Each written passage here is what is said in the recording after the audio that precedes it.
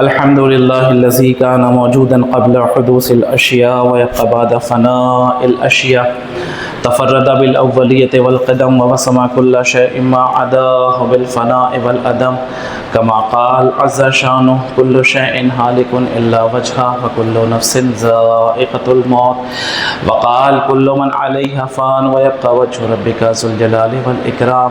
سبحان من لا يخفى عليه اختلاف النيات ولا يعزب عنه معصية العباد في الخلوات.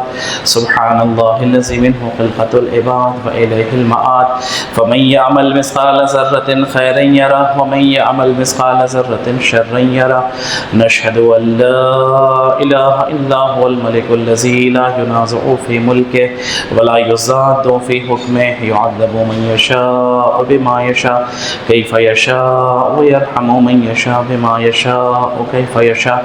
تعذيبه المسيئين عدل وعفوه تفضل. ونشهد أن محمدا سيد المرسلين وخير المبشرين والمنذرين صلى الله عليه وآله الهداة المهديين. من ركب سفينتهم نجا واهتدى ومن تخلف عنها زل وغرق وهوى. أوصيكم عباد الله بالاعتصام بالتقوى فإنه حبل متين وعروة وثقى، وبمبادرتكم الموت قبل حلوله وإعداد العمل الصالح قبل نزوله، فإنه وارد واقع نازل. وإن تفروا منه أو كنتم في بروج مشيدة.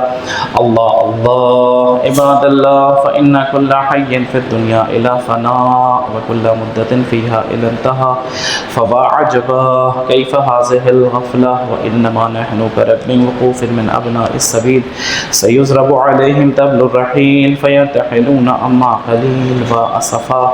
إلى متى تلك الرفضة ونحن في دار بالبلاء محفوفة وبالغدر معروفة، لا يدوم أحوالها ولا يسلم نزالها. العيش فيها مذموم والأمان فيها معدوم، كيف لا تعتبرون وإخوانكم قد سلكوا في بطون البرزخ سبيلا وفقدت أجسادهم وأميت أخبارهم أمدا طويلا. جيران لا يتناصون وأحباء لا يتزاورون، وغربتا من بيت وحدتنا ومنزل وحشتنا ومحت غفرتنا ومفرد غربتنا، ومصيبة ما أسرع الطلب وأبعد السفر وأقل الذات ونفسا. إذا أسلمنا الأحباء إلى الملائكة الغلاظ الشداد وحزنا إذ انقطع ذكرنا عن خواطر الأحباء والأقرباء، وأكلت الدينان محاسننا وتصرمت الآزاء، فليبكي الباكون قبل أن لا ينفع البكاء، وليستغفرن عن الخطيئات التي تحول بين الأمهات والآباء. إنا أحسن الحديث وأبلغ الموعظة كتاب الله. أعوذ بالله من الشيطان الرجيم. بسم الله الرحمن الرحيم. والعصر إن الإنسان لفي خسر إلا الذين آمنوا وعملوا الصالحات وتواصوا بالحق وتواصوا بالصبر.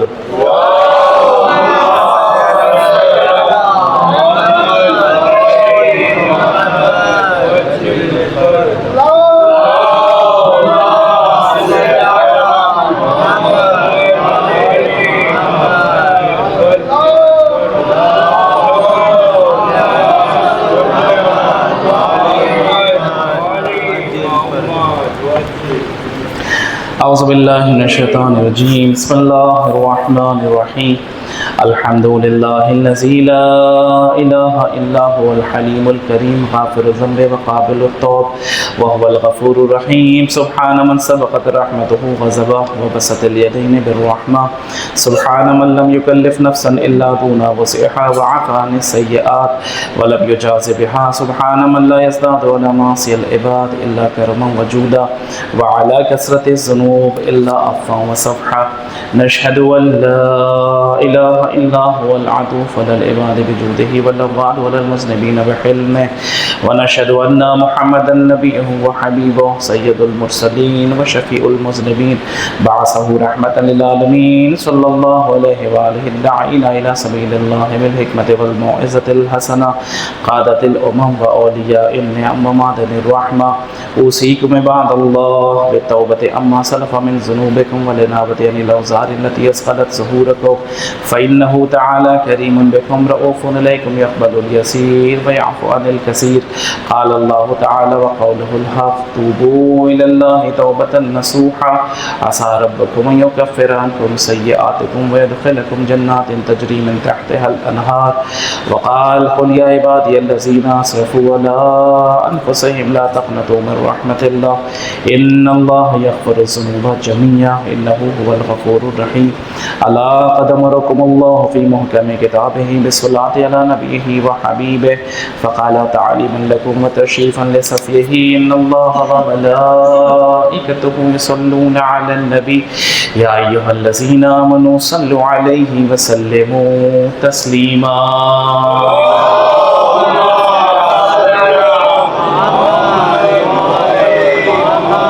اللهم صل على سيد المرسلين وشفيع المذنبين نبينا محمد صلى الله عليه وآله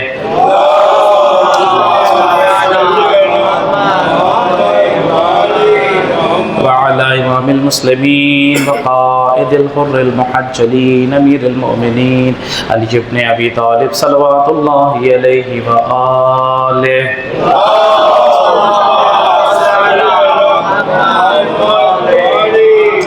وعلى سيدة نساء العالمين وفزعة خاتم النبيين سيدتنا فاطمة بنت رسول الله صلوات الله عليها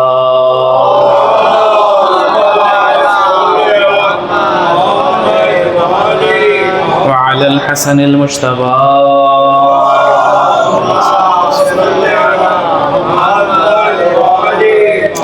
والحسين الشهيد بكربلاء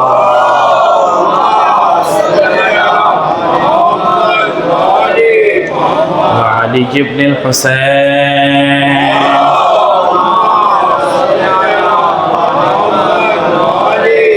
ومحمد بن علي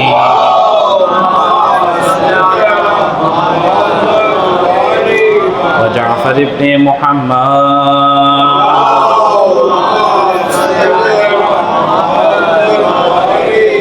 وموسى بن جعفر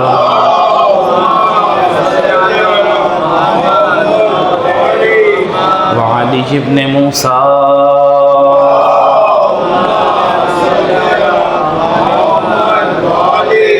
ومحمد بن علي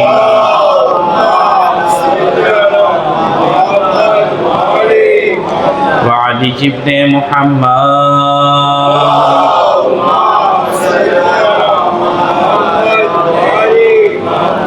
والحسن بن علي عليهم الصلاة والسلام.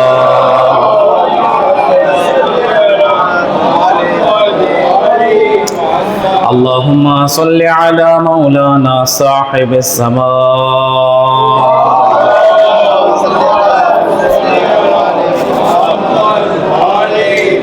ماهي آثار البدع والطغيان هادم أبرية الشرك والنفاق حاسد فروع البغي والشقاق صلوات الله وسلامه عليه وعلى آبائه الكرام تسلت الليالي والأيام. اللهم عجل فرجه وسهل مخرجه وكل ناظرنا بنظرة منا إليه واجعلنا من المستشهدين بين يديه وتفضل على أمرائنا المؤمنين بمزيد التوفيقات وازدياد الإقبال وعلو الدرجات. اللهم افعل بنا ما أنت أهله ولا تفعل بنا ما نحن أهله بجاه محمد وآله المعصومين صلوات الله عليهم أجمعين.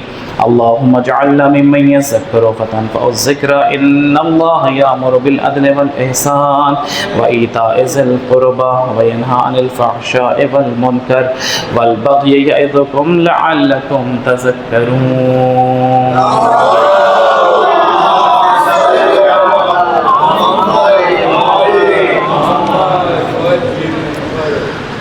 پروردگار عالم کا انتہائی شکر ہے، اس نے ایک بار پھر ہمیں اس توفیق سے نوازا کہ اس بابرکت اور باعظمت دن کی تمام برکتوں اور نعمتوں سے مالا مال ہو سکیں. دن کا آغاز دن کی سب سے اہم دعا کے ساتھ دعا گو ہیں. پروردگار عالم ہمارے آخری امام حجت ابن الحسن العسکری امام زمانہ حجت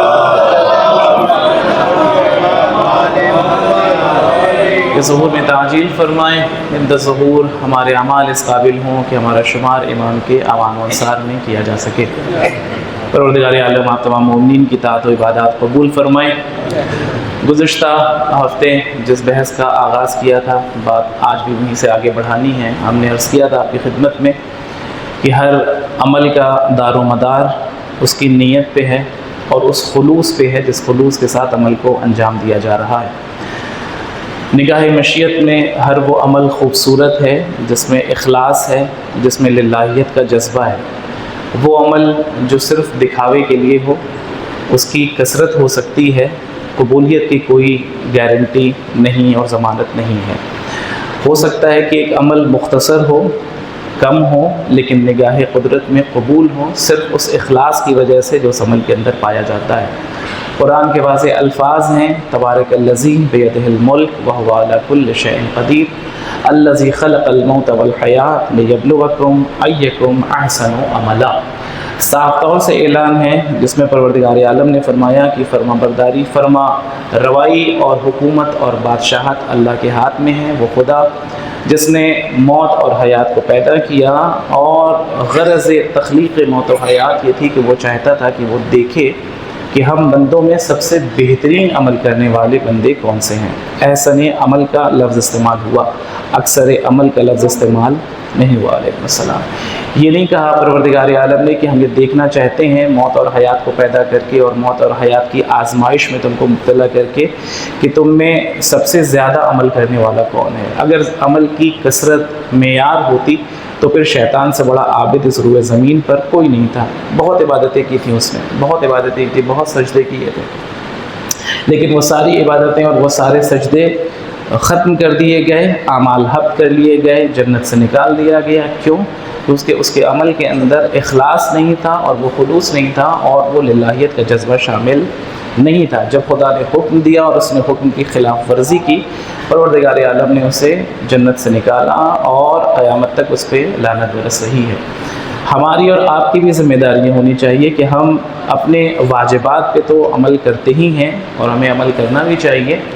کوشش کریں کہ اپنے ہر ایک عمل کو خالص بنائیں۔ میں نے گزشتہ ہفتے بھی عرض کیا تھا کہ تعلق صرف واجبات شرعی سے نہیں ہے، ہر وہ عمل جو آپ انجام دے رہے ہیں اس میں للہیت کا جذبہ شامل کر لیجئے، خدا کی بارگاہ میں قبول ہو جائے گا۔ مثلا آپ کسی کی مدد کر رہے ہیں، آپ کسی کی مدد کرتے ہوئے نظر آ رہے ہیں، کسی بھی اعتبار سے، مالی اعتبار سے کہیے، مشورے کے اعتبار سے کہیے، جس عنوان سے بھی آپ نے کسی مرد مومن کی مدد کی، تو اپنی اس مدد کے اندر ایک نیت کیجئے، میرے اللہ تو نے مجھے اس قابل سمجھا کہ میں اس کام آ سکا، ایک مرد مومن کے کام آ سکا۔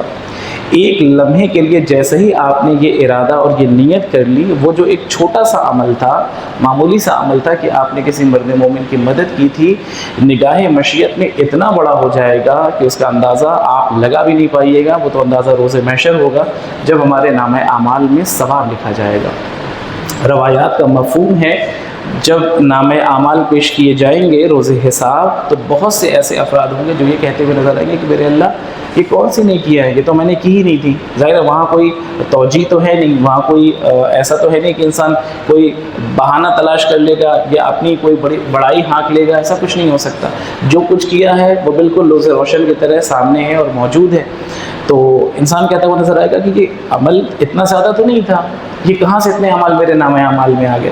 خدا آواز دے گا یہ جو نامہ اعمال میں تمہارے نیکیاں لکھی گئی ہیں، یہ اس اخلاص کی وجہ سے تھی جو تمہارے عمل کے اندر موجود تھا۔ پروردگار عالم نے اس کے ثواب کو کئی گنا زیادہ کر دیا۔ مثلا ایک نیکی کرنے پہ 10 کا ثواب ہے، قرآن کی آیت ہے من جاء بالحسنۃ فلہ عشر امثالھا، لیکن اس نیکی میں اور خلوص پیدا ہو گیا، اللہ نے 100 برابر کر دیا اس کا اجر، اس کا ثواب۔ برعکس ہے، بعض کہیں گے میرے اللہ میں نے نیکی تو بڑی کی تھی، بڑی نیکی کی تھی، بڑے اچھے اچھے کام کیے تھے، پھر کیا ہوا؟ دیکھیں گے نامہ اعمال میں کوئی نیکی نہیں لکھی ہوئی ہے۔ خدا کہے گا تم نے نیکی تو کی تھی، کس کے لیے کی تھی؟ میرے لیے کی تھی۔ واقعی للہیت کا جذبہ تھا، خالصتاً لوجہ اللہ، اخلاص کے ساتھ تم نے کام کیا تھا؟ نہیں کیا تھا۔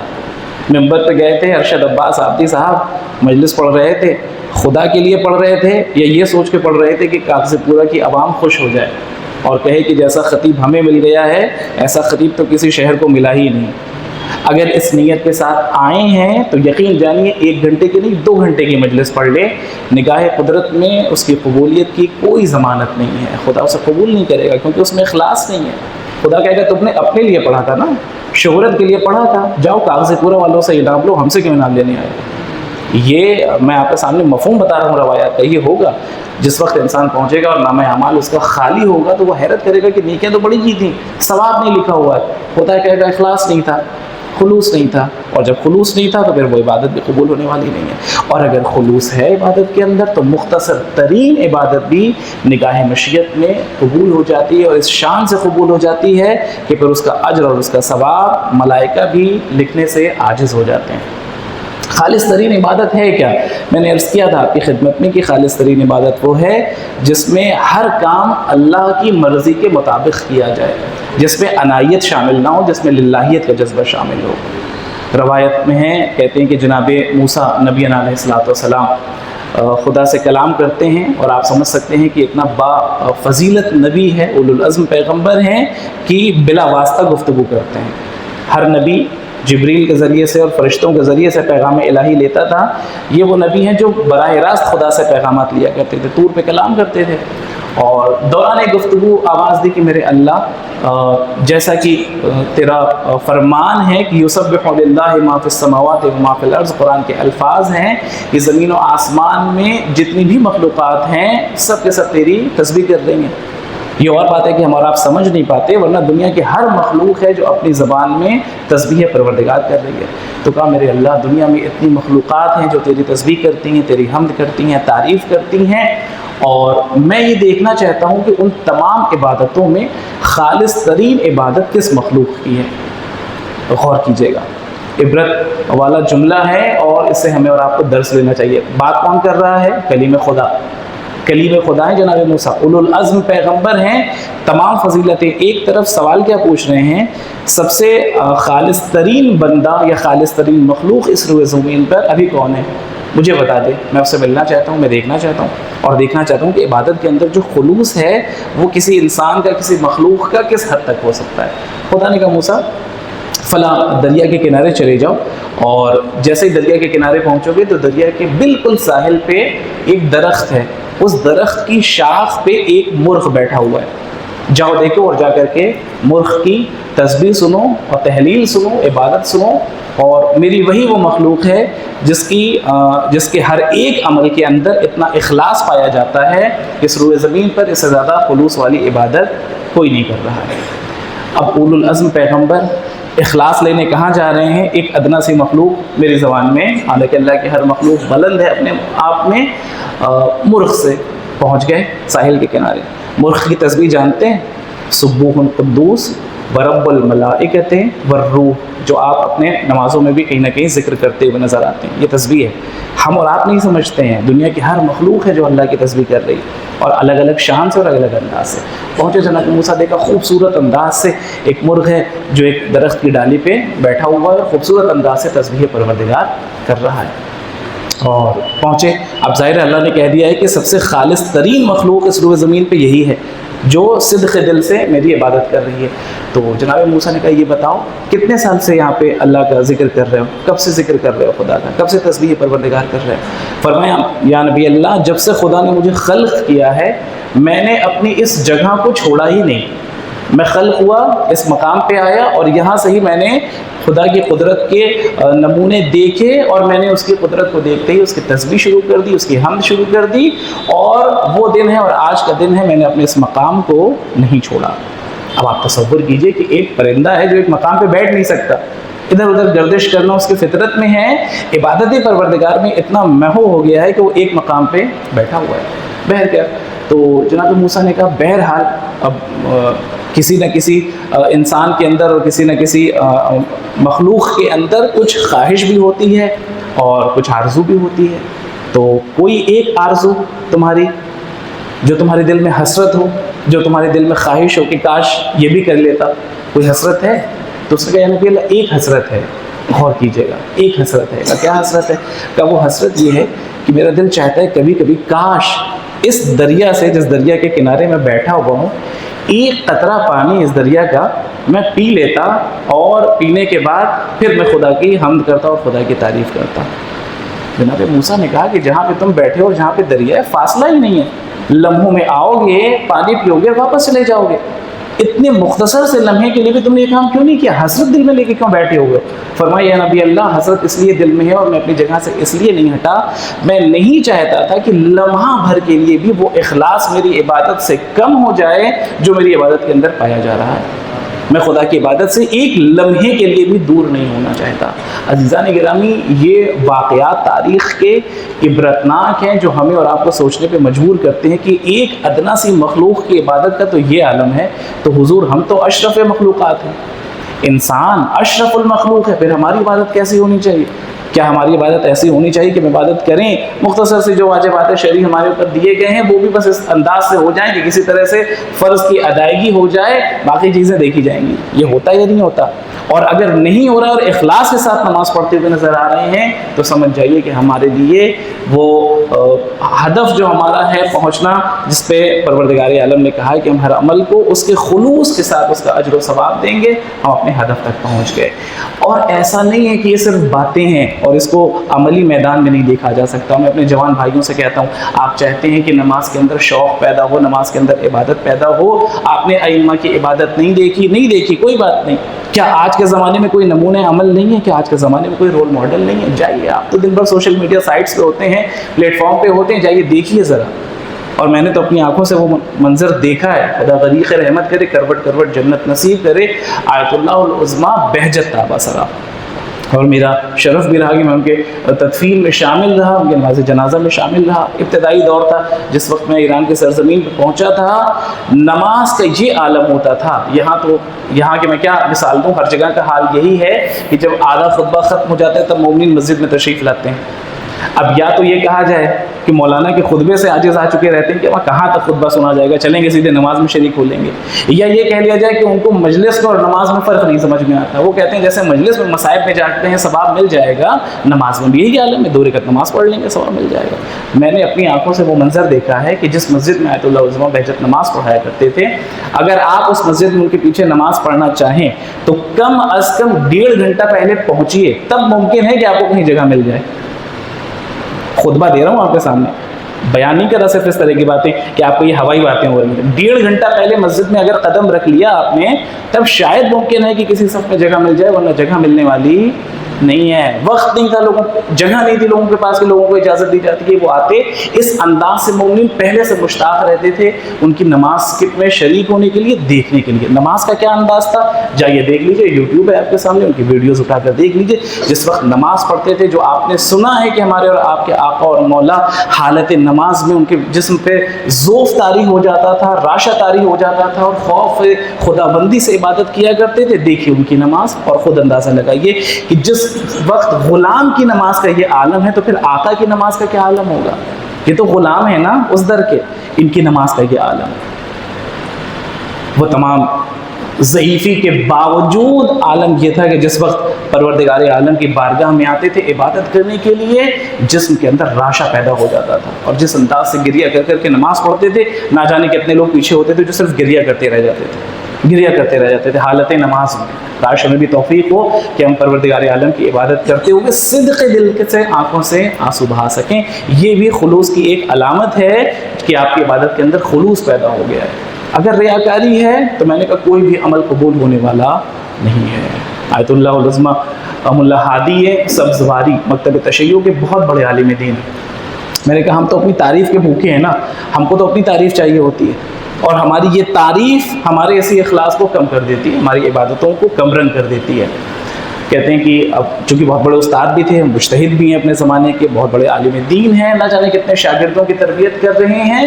پتہ چلا کہ کوئی ایک شاگرد ہے جو بیمار ہو گیا ہے، تو انہوں نے کہا کہ چلتے ہیں اس کی عیادت کے لیے، چلتے ہیں مزاج پرسی کرتے ہیں۔ بہرحال احوال پرسی ضروری ہے، بیمار کی عیادت کے لیے جانا چاہیے، اور شاگردوں کے ساتھ چلے، دروازے کے نزدیک ہوئے ہوں گے فرض کیجئے، کہنے لگے کہ واپس چلو، گھر میں نہیں جاؤں گا۔ عجیب ہے، پوری آمادگی کے ساتھ نکلے ہیں، جانا ہے، عیادت کرنا ہے، بیمار کی دروازے تک پہنچ گئے ہیں، واپس آنے کے لیے کہنے لگے۔ شاگردوں نے کہا استاد کیا ہو گیا، آپ کو آمادہ تھے، عیادت کے لیے جا رہے تھے، یہ اب واپس کیوں جا رہے ہیں، کوئی خاص کام یاد آ گیا؟ کہنے لگے نہیں، شیطان نے ایک لمحے کے لیے میرے ذہن میں فطور کیا ہے اور اب میرا گھر کے اندر داخل ہونا درست نہیں ہے۔ کیوں؟ کہ جیسے ہی میں نزدیک ہو رہا تھا گھر سے، میرے دل میں ایک خیال آیا کہ جیسے ہی میں اپنے شاگرد کے پاس پہنچوں گا، اب ظاہر ایک بڑا نام ہے، آپ اپنی زبان میں کہیے کہ اپنے زمانے کے بہرحال سیلیبریٹی ہیں، علمی لحاظ سے، معنویت کے لحاظ سے نہ جانے کتنے لوگ جو ہیں ان کی تقلید میں ہیں اور ان کے آگے پیچھے رہتے ہیں۔ جیسے ہی پتہ چلے گا کہ میں فلاں شاگرد کے گھر پہ آیا ہوں، شاگرد کے دل میں یہ خیال آئے گا کہ کیا کہنا، میرا مقام، میری فضیلت کہ میری عیادت کے لیے خود ملا ہادی سبزواری آئے ہیں، اتنا بڑا شخص، اتنی بڑی شخصیت میری عیادت کے لیے آیا ہے، اور اپنے اندر ایک فخر محسوس کرنے لگے کہ میری وہ شخصیت ہے، بہرحال جہاں جاؤں گا اتنے لوگ میرے لیے آ جائیں گے۔ اور جیسے ہی یہ خیال میرے ذہن میں آیا، میں نے اپنے ارادے کو ملتوی کیا، اب میں داخل نہیں ہوں گا۔ کیوں؟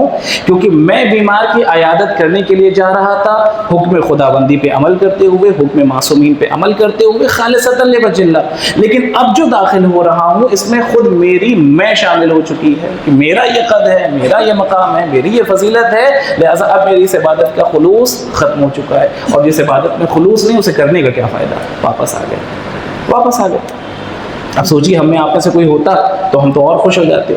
آج آپ ماحول دیکھ لیجئے، کچھ چھپا نہیں ہے، سب آپ کی نگاہوں کے سامنے ہے، اور میں اس کی تنقید اس لیے بھی نہیں کرنا چاہتا کہ کوئی یہ سوچے کہ صاحب شاید مولانا کو پروٹوکول نہیں مل رہا تھا، دوسروں کے پروٹوکول پہ انگلی اٹھا رہے ہیں۔ دیکھیے ذرا کیا حال ہے، ایک ذاکر، عالم بھی نہیں کہہ سکتا میں، ایک ذاکر جو اہل بیت کا ذکر کرنے والا ہے، کہیں مجلس پڑھنے کے لیے جا رہے ہیں، عالم کیا ہے، 10 گاڑیاں آگے ہیں، 10 گاڑیاں پیچھے ہیں، جوان لڑکے ہیں، بائک کے اوپر نعرہ لگا رہے ہیں، عزت احترام سب درست ہے، سب درست ہے، بہت اچھا ہے۔ لڑکوں نے، جوانوں نے صرف اس نیت کے ساتھ کہ یہ ذاکر اہل بیت ہیں، ذاکر سید الشہداء ہیں، آپ کو مقام دیا، درست ہے۔ سوال یہ پیدا ہو رہا ہے کہ ان چیزوں کو سوشل میڈیا پلیٹ فارم پہ کیوں ڈال رہے ہیں، وہ بھی رنگ و روغن کے ساتھ؟ میں اس عمل کی مخالفت نہیں کر رہا، بہت بڑی بات ہے کسی انسان کے سامنے اگر ذاکر اہل بیت آ جائے، ذاکر اہل بیت کا کیا مقام ہے، بہرحال وہ سراغوں پہ ہے، اس کا احترام ہونا چاہیے، اس کے لیے جتنا زیادہ ہو سکے آپ اس کی عزت افزائی کریں، بلکہ کرنا چاہیے، یہ ذمہ داری ہے آپ کی، تاکہ آپ دنیا والوں کو دکھائیں تو صحیح کہ آپ کے مذہب کے رہنما ہیں، یہ مذہب کے رہنما ہیں، یہ تجاری لوگ نہیں کہ ممبر پہ آئیں گے گھنٹہ بھر کی تجارت کر کے چلے جائیں گے، یہ مذہب کے رہنما ہیں، آپ ان کے لیے جتنا کر سکتے ہیں کریں۔ سوال یہ ہے کہ اس چیز کو سوشل میڈیا پہ کیوں دکھایا جا رہا ہے، وہ بھی وہی شخص دکھا رہا ہے جس کے لیے اتنا زیادہ اہتمام کیا جا رہا ہے۔ انہوں نے اپنی آفیشیل ویب سائٹ بنائی ہوئی ہے، یہ آفیشیل پیج بنایا ہوا ہے فیس بک اور انسٹاگرام کے اوپر، اور اس میں صاحب صبح سے لے کے شام تک یہی چلتا رہتا ہے، 20 لوگ وہاں ملاقات کرنے کے لیے آ رہے ہیں، 20 لوگ وہاں ملاقات کرنے کے لیے آ رہے ہیں، وہاں چلے گئے، یہاں چلے گئے، منسٹر کے ساتھ، کمشنر کے ساتھ، فلاں کے ساتھ، فلاں کے ساتھ، یہ کیا چل رہا ہے؟ اس کا مطلب یہ ہے کہ سب کچھ ہے آپ کے اندر، خلوص دور دور تک نہیں ہے۔ اپنے عمل میں خلوص پیدا کیجئے، للہیت کا جذبہ پیدا کیجئے، تب جا کے بارگاہ خداوندی کے اندر قبول ہوگا۔ دنیاوی دکھاوے کے لیے دنیا تو مل جائے گی، اللہ ملنے والا نہیں ہے۔ دعا گو ہے پروردگار عالم ہمیں اپنے عمل کو خالص سے خالص تر کرنے کی توفیق عنایت فرمائے، ہمارے ہر عمل کے اندر للہیت کا جذبہ شامل ہو سکے، ہمارا ہر عمل بطفیل محمد و آل محمد بارگاہ خداوندی میں قبولیت کا شرف حاصل کر سکے۔ دعاؤں کی قبولیت کے لیے مل جل کے صلوات پڑھیں، محمد و آل محمد۔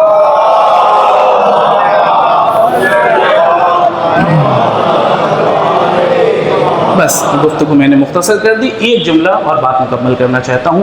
کل میں نے ایک حادثہ دیکھا اور سنا، کہیں نہ کہیں آپ لوگوں کو بھی اس کی خبر ہوگی، اور اس طرح کے واقعات ہمارے آس پاس معاشرے میں ہوتے رہتے ہیں، لہٰذا ہم کو اور آپ کو اس پہ غور کرنے کی ضرورت ہے۔ میری نگاہوں سے ایک خبر گزری کل لکھنؤ شہر کے اندر ایک علاقے میں، ایک جوان جو تصویر سے جیسا ظاہر ہو رہا ہے، میں نہیں جانتا اس جوان کو، بہت زیادہ 25-26 سال کا سن ہوگا، اور اس نے سوسائڈ کیا، خودکشی کی، اور جو وجہ بتائی جا رہی ہے، بہرحال سوشل میڈیا کی خبریں ہیں، میں بہت زیادہ اس کی تفصیل نہیں جانتا، لیکن چونکہ میں اس حوالے سے پیغام دینا چاہتا ہوں۔ وجہ یہ بتائی جا رہی ہے کہ کچھ اقتصادی مشکلات میں گرفتار ہونے کی وجہ سے، مالی حالات خراب ہونے کی وجہ سے اس نے یہ قدم اٹھایا، اس نے خودکشی کر لی۔ شرمناک ہے خدا کی قسم ہماری سوسائٹی کے لیے، شرمناک ہے ہمارے معاشرے کے لیے کہ ہمارے معاشرے میں کوئی ایسا فرد بھی ہو جو مالی مشکلات کی وجہ سے یہ قدم اٹھا لے۔ اقتصادی مشکلات کی وجہ سے، یہ ایک مسئلہ ہے، ہو سکتا ہے کچھ اور بھی مشکل ہو، کوئی اور بھی مشکل ہو۔ سوال یہ ہے کہ یہ مشکل حل کیوں نہیں ہوئی؟ سوال یہ ہے کہ جس علاقے کا وہ رہنے والا تھا، اس علاقے کے جو بھی اس کے ہمسائے تھے، پڑوسی تھے، جو بھی مومنین جن کے ساتھ اٹھنا بیٹھنا تھا، ان کو خبر کیوں نہیں ہوئی؟ دیکھیے ہر انسان یہ صلاحیت نہیں رکھتا کہ وہ اپنا درد دل کسی سے کہہ سکے، یہ سب کے پاس نہیں ہوتی صلاحیت۔ کچھ لوگ ہوتے ہیں جو اپنا درد دل سب سے بیان کر دیتے ہیں، کچھ لوگ اپنا درد دل سب سے بیان نہیں کر پاتے۔ آپ کی اور ہماری کیا ذمہ داری بنتی ہے؟ یہ نماز جمعہ کی تشکیل کیوں ہے؟ کبھی سوچا ہے آپ نے؟ یہ نماز جمعہ صرف یہ برادران والی نماز نہیں ہے کہ صاحب پڑھ لیا ان قبلت قبل ما سے وابا ردت ما سے وا کہ بھئی یہی نماز ہے، اس کے علاوہ کچھ ہے جی نہیں۔ اس نماز کا اصل ہدف یہ ہے کہ مومنین جمع ہوں، جو بھی حالات چل رہے ہیں ان حالات کے بارے میں ایک دوسرے سے گفتگو ہو، کلام ہو، ایک دوسرے کی مشکل کو سمجھنے کی کوشش کریں، تلاش کریں۔ پھر میں جملہ دہرا رہا ہوں، تلاش کریں، ڈھونڈیں۔ معاشرے میں کوئی تو ایسا شخص نہیں ہے جو کسی مشکل میں گرفتار ہو اور ہم اس کی مشکل کو جس انداز سے بھی دور کر سکتے ہوں دور کرنے کی کوشش کریں۔ اگر اقتصادی حالات خراب ہیں تو وہ دور کرنے کی کوشش کریں۔ ماشاءاللہ آپ کے معاشرے کے اندر ایسے لوگ موجود ہیں جو یہ کام کرنے کے اوپر بآسانی اس کام کو انجام دے سکتے ہیں۔ یا فرض کر لیں کہ کوئی تعلیمی مسئلے کے اندر پریشان ہے، آپ اس کو مشورہ دینا چاہتے ہیں، صحیح ایڈوائس دینا چاہتے ہیں، تو اس کے لیے بھی تلاش کیجیے، ان لڑکوں کو تلاش کیجیے، ان افراد کو تلاش کیجیے۔ میں اکثر یہ دیکھتا ہوں کہ جیسے ہی نماز جمعہ ختم ہوتی ہے، جب زیارت کے بعد جو مسافے والا وقت ہوتا ہے، اس وقت گنے چنے افراد ہوتے ہیں، 10 20 15 لوگ ہوتے ہیں، باقی لوگ سب لوگ جا چکے ہوتے ہیں۔ کچھ لوگ اگر ادھر کھڑے ہوتے ہیں یا کچھ لوگ تو باہر جا چکے ہوتے ہیں، باہر جا چکے ہوتے ہیں۔ میں باہر جا کے یہ جملہ نہیں کہہ سکتا، مجھے مطلب بھی نہیں ہے باہر والوں سے، میں آپ کے سامنے تبلیغ کر رہا ہوں، آپ کے لیے میری ذمہ داری ہے اور رسپانسبلٹی ہے جو مجھے کہنا ہے آپ کے سامنے، اور مجھے کوئی فرق نہیں پڑتا کہ آپ میں سے کسی کو برا لگ جائے گا۔ جب اللہ کے لیے بات ہوگی تو مجھے آپ کی رضایت کا کوئی شوق نہیں کہ میں آپ کی رضا لوں۔ ناراض آپ ہوتے ہیں تو ناراض ہو جائیں، جو حقیقت ہے وہ اپنے مقام پہ حقیقت ہے۔ یہ عنایت نکالیے، اگر آپ مومنین سے مصافحہ کر لیں گے چھوٹے نہیں ہو جائیں گے، اگر آپ مومنین سے مصافحہ کریں گے اللہ کی نگاہ میں بلند ہو جائیں گے، بڑے ہو جائیں گے۔ یہ مصافحہ کیوں نہیں کر رہے ہیں؟ دو حال سے خالی نہیں ہے، جلدی سے بات ختم کرو۔ یا تو آپ کے پاس وقت نہیں ہے، آپ اتنا بزی اور مصروف ہیں کہ آپ کے پاس اتنا وقت نہیں کہ نماز جمعہ جس میں جمع ہونے کی بات ہو رہی ہے کہ لوگ جمع ہوں، ایک دوسرے کے حال احوال پرسی ہو، آپ کے پاس وقت نہیں، صاحب بہت لمبا ٹائم ہو گیا، چلو جلدی سے نکل لیں، ٹائم نہیں ہے ہمارے پاس۔ یا تو یہ ہے، یا یہ کہہ لیا جائے کہ آپ اس قابل ہی نہیں سمجھتے مومنین کو کہ ان سے مصافحہ کیا جائے، ان سے بات کی جائے، ان سے کلام کیا جائے۔ دو حال سے تو خالی نہیں ہے نا، میں حسن ظن رکھ رہا ہوں، چلیے آپ کے پاس ٹائم نہیں ہے، میں حسن ظن رکھ رہا ہوں، آپ کے پاس وقت نہیں ہے، تو حضور وقت نکالیں، وقت نکالیں۔ ہفتے میں ایک دن وقت نکالنا ہے نا، روز تو نہیں نکالنا ہے، ہفتے میں ایک دن وقت نکالنا ہے۔ مختلف علاقے سے لوگ آتے ہیں، کوئی ایک علاقے کے لوگ نہیں ہیں جن سے آپ ہفتے میں ایک بار ملاقات کرتے ہیں، پوچھے تو صحیح بھائی تمہیں کسی چیز کی پریشانی تو نہیں، کسی چیز کی دقت تو نہیں؟ ماشاءاللہ یہیں بھی ایک مرد مومن نے مجھ سے کہا تھا کہ ایک زمانہ تھا جب یہاں پہ لوگ تلاش کرتے تھے کہ کوئی قصر نماز پڑھنے والا تو نہیں ہے، یہی کہا ہے مسجد میں بیٹھ کے کہا ایک مومن نے کہ جیسے ہی تلاش کرتے تھے اور دیکھتے تھے کہ ایک شخص قصر نماز پڑھ رہا ہے، 4 لوگ پہنچ جاتے تھے، کہاں سے آئے ہیں آپ، کہاں رکے ہوئے ہیں آپ، کیوں؟ یہ ایک مزاج تھا جو بزرگوں نے ہمیں دیا تھا، جو بزرگوں نے بتایا تھا کہ تلاش کرو، کوئی مسافر تو نہیں ہے، کوئی پتہ نہیں کہاں سے آیا ہے، رہنے کی جگہ ہے نہیں ہے، کھانے کا انتظام ہے نہیں ہے۔ لوگ بڑھتے تھے اور بڑھ کے مدد کرتے تھے۔ میں دیکھ رہا ہوں دھیرے دھیرے وہ سلسلہ ختم ہوتا چلا جا رہا ہے، ختم ہوتا چلا جا رہا ہے۔ باہر سے آنے والا ایسا محسوس کرتا ہے کہ یہاں پہ اگر 10 لوگ بھی ہیں تو وہ 10 لوگ نہ جانے کس الگ الگ بستی اور کس الگ زبان کے کہ ایک دوسرے سے بات بھی نہیں کرتے، بات بھی نہیں کرتے، آتے ہیں نماز پڑھتے ہیں اور خدا حافظ۔ بدلیے خود کو، تبدیلی لائیے خود کو۔ جب تک ایک دوسرے سے بات چیت نہیں کیجیے گا، جب تک ایک دوسرے کے حالات سے واقف نہیں ہوئیے گا، قوم میں اس جوان جیسے لڑکے، جو لڑکا جس کا میں آپ کے سامنے بتا رہا ہوں، خدا اس کے گناہ کو معاف فرمائے، اس کی مغفرت فرمائے، صرف اسے ایک حسن نیت کی وجہ سے کہ وہ علی کا چاہنے والا تھا۔ ہم دعا گو ہیں پروردگار عالم ہم سب کے اندر بھی یہ جذبہ پیدا کرے کہ ہم ایک دوسرے کا درد دل سمجھ سکیں، ایک دوسرے کی تکلیف سمجھ سکیں، مشکل سمجھ سکیں اور مشکل کو حل کرنے کی توفیق حاصل کر سکیں۔ دعا گو ہیں پروردگار عالم تجھے واسطہ محمد و آل محمد کا جہاں جہاں بھی شیعان حیدر کرار ہے، ان کی جان مال عزت و آبرو کی حفاظت فرما، جتنے بھی پریشان حال ہیں ان کی پریشانیوں کو جلد از جلد دور کر، جتنے بھی مقروض ہیں انہیں قرض سے سبکدوش فرما، جتنے بھی بے اولاد ہیں ان کو نعمت اولاد سے مالا مال فرما۔ میرے اللہ تجھے واسطہ محمد و آل محمد کا ایران عراق سیریا میں علماء اعلام روضہ مقدسہ کی حفاظت فرما، دشمنان اہل بیت کو جلد از جلد نیست و نابود فرما۔ میرے اللہ تجھے واسطہ محمد و آل محمد کا منتقم خون حسین امام زمانہ کے ظہور میں تعجیل فرما، ان ظہور ہمارے اعمال کو اس قابل بنا کہ ہمارا شمار ان ان کے اعوان و انصار میں کیا جا سکے. اللہم تقبل منا انک انت السمیع العلیم. اعوذ باللہ من الشیطان الرجیم. بسم اللہ الرحمن الرحیم. والعصر ان الانسان لفی خسر الا الذین آمنوا وعملوا الصالحات وتواصوا بالحق وتواصوا بالصبر.